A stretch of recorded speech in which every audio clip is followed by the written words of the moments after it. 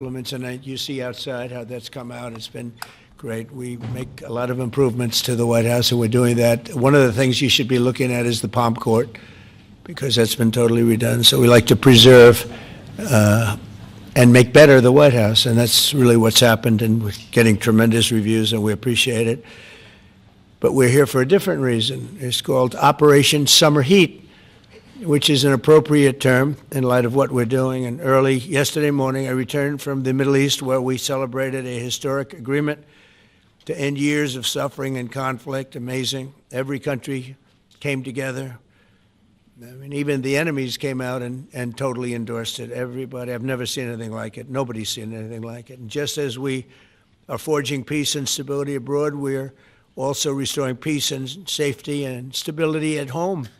And you see that in Washington, D.C., maybe better than any place, because we got there, and within 12 days it was very good. And within 30 days, it's been as safe as any city in the country. It's been great. Took out 1,700 people, got them out. These are career criminals in many cases, and people that shouldn't have been allowed in by the Biden administration.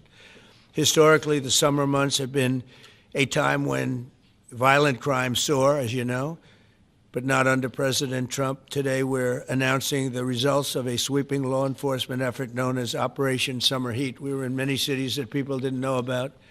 We kept it a little quiet, and it had a big impact, and you'll hear that in a second.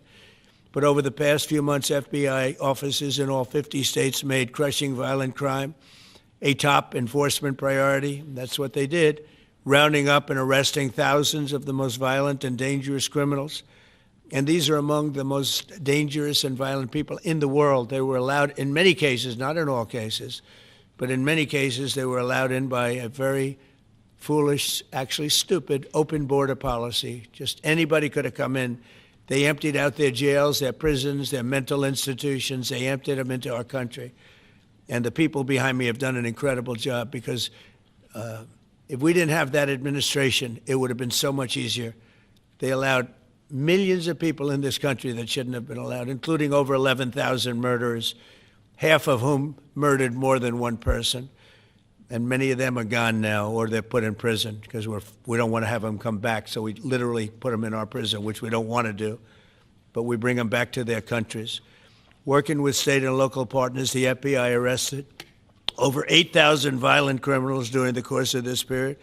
In major cities like in New Orleans, Nashville, we saw a 250% increase in arrests. And we really went after the bad ones.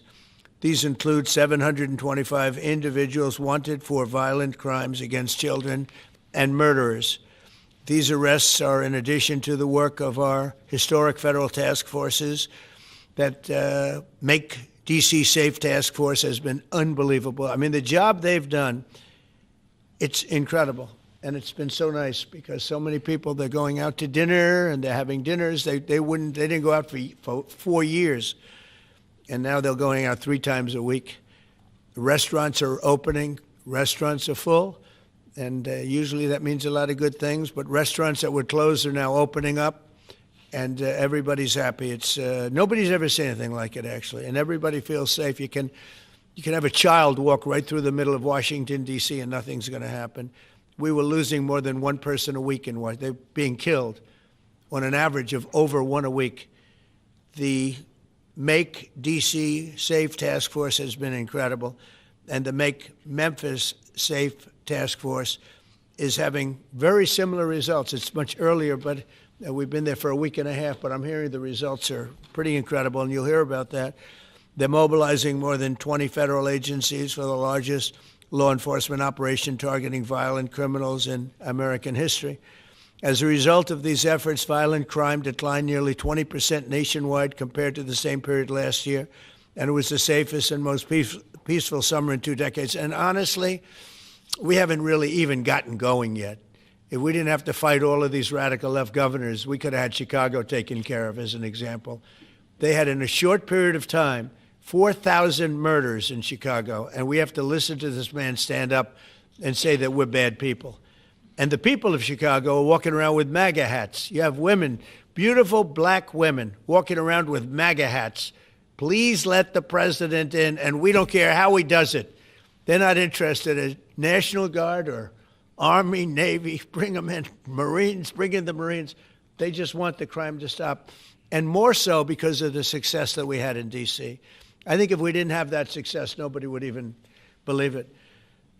So I want to congratulate all of the incredible law enforcement professionals joining us today, especially Attorney General Pam Bondi, who's terrific, Deputy Attorney General Todd Blanche, who is a fantastic legal talent. He really is. He's a great guy, too. And, of course, FBI Director Kash Patel. They have worked so hard on this and other things. Since the start of the administration, the FBI has arrested over 23,000 violent criminals, more than double the number arrested in the final year of the Biden disaster. The FBI has also destroyed or severely disrupted more than 170 organized criminal enterprises and gangs, 1,600 of the most violent gangs, and confiscated over 6,000 illegal firearms. And they've tracked down and arrested 4 fugitives on the most wanted list. 4 of the most wanted. Actually, 2 of them were the most wanted fugitives in the world. There's still much more work to be done, which is why the FBI continues to work alongside the Department of Justice, the Department of Homeland Security, and the Department of War to defend. And Pete Hegseth has been fantastic, by the way, on this too, on other things, but on this too, to defend law and order and combat violent crime, arrest illegal aliens, and make American cities the safest in the world. And when I campaigned, I talked about crime, but I never knew that we were going to get into it like we did. You know, I mean, I used to watch these cities with the murders. Chicago recently had one deal where they had 11 murders in one weekend, and they said, well, yeah, but it was a holiday weekend. They actually told me that was the reason, like it was okay because it was a holiday. It was Labor Day. These people are the worst. They really have to, you better, I tell you what, the people in Chicago and the people in places like that can be fixed. At some point, it gets to where you can't fix it anymore. It's too far gone. And we have some cities like that. But these are great cities that can be fixed. I'm going to be strongly recommending, at the request of government officials, which is always nice, that you start looking at San Francisco. I think we can make San Francisco. There's one of our great cities 10 years ago, 15 years ago, and now it's a mess. And we have great support in San Francisco, so I'd like to recommend that for inclusion, maybe in your next group. You'll get great support. Every American deserves to live in a community where they're not afraid of being mugged, murdered, robbed, raped, assaulted, or shot. And that's exactly what our administration is working to deliver. I didn't realize I was going to make this such a big factor in the administration. I didn't really campaign. I campaigned on crime, but I never thought we'd go into every city and take a really safe city that we've all been living with for years and make them safe. And now it's like a passion for me, and it's a passion for the people behind me. So I didn't get elected. I did get elected for crime, but I didn't get elected for what we're doing. This is many, many steps above. And I want to thank Stephen Miller, who's right back in the audience right there. I'd love to have him. I love watching him on television. I'd love to have him come up and explain his true feelings. But maybe not his truest feelings. That might be going a little bit too far. But, Stephen, thank you for doing an unbelievable job. And the people of this country love you, I'll tell you. And they love what you say about crime and stopping crime.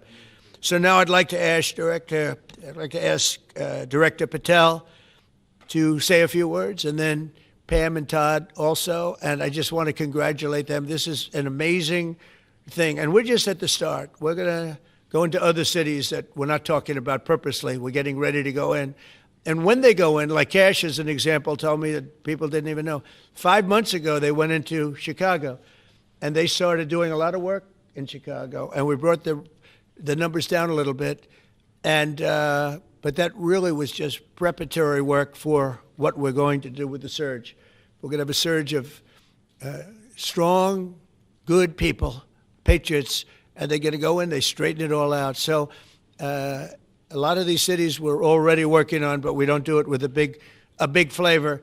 But in a little while, you're going to see some numbers that you're not going to believe. And I think you'll probably start with Memphis, because I'm hearing the numbers are much quicker than we even thought possible. But again, D.C. it speaks for itself. Chicago is going to be okay. We're going to save Chicago. And I told you, and I told them, a very respected man, the head of the Union Pacific, said, "Sir, save Chicago. It can be saved." And the way he said it, it was like, can you believe it? We're trying to save Chicago. But I understood exactly what he wants, and that's what we're going to do. We're going to save all of our cities, and we're going to make them essentially crime-free, like other countries have crime-free. If you go all over the world, you go to the world, you hear Afghanistan and you hear all these different places. Our crime in certain cities is worse than anything they can even imagine. And we're not going to have that any longer. It's going to stop, and it stops right here. Cash, please.